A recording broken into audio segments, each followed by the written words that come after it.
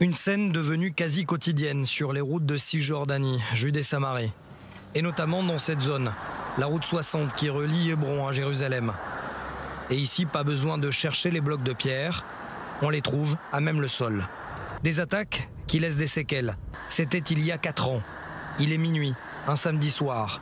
À bord de sa voiture, cet homme, sa femme et son bébé de 11 mois, sortis indemnes de l'attentat.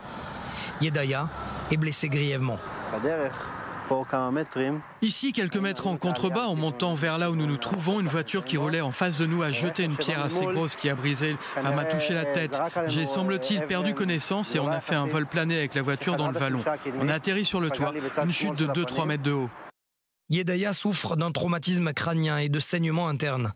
Il reste dans le coma pendant plus de 72 heures avant de se réveiller.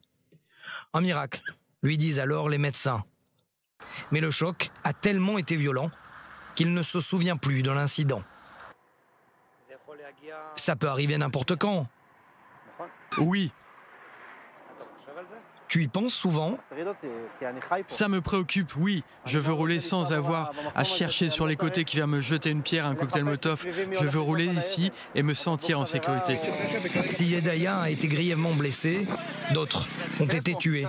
Comme en 2011, Jonathan Palmer et son bébé d'1 an, tués par ce bloc de pierre qui les a fait dévier de la route, proche de Hébron.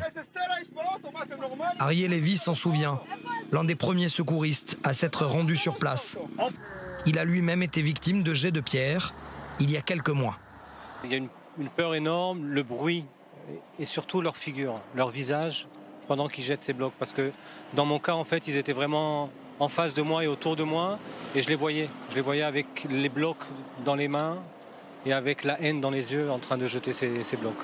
Le sentiment ici que les habitants revivent ces scènes des années 2000, au cœur de la deuxième intifada. Des jets de pierre constants et quotidiens sur cette route 60.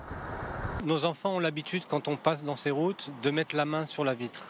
C'est une habitude qu'on a prise, parce qu'on sait qu'à chaque moment, il peut y avoir une pierre qui soit jetée du côté de la route. Et on connaît les résultats. On sait quand une pierre est jetée, même si on a des vitres en plastique, la force, c'est tellement fort que très souvent, ça pénètre et ça blesse, comme il y a eu hier. On a eu un bébé qui a été grièvement blessé suite à un jet de pierre. L'armée, de son côté, tente de couvrir la zone. Mais impossible de placer une patrouille comme celle-ci tout le long de cette route 60. Leur simple présence ferait diminuer, selon ces soldats, les jets de pierre. Et pourtant, au cours de ces dernières 72 heures, il y a eu une trentaine de jets de pierre et cocktails Molotov dans la région.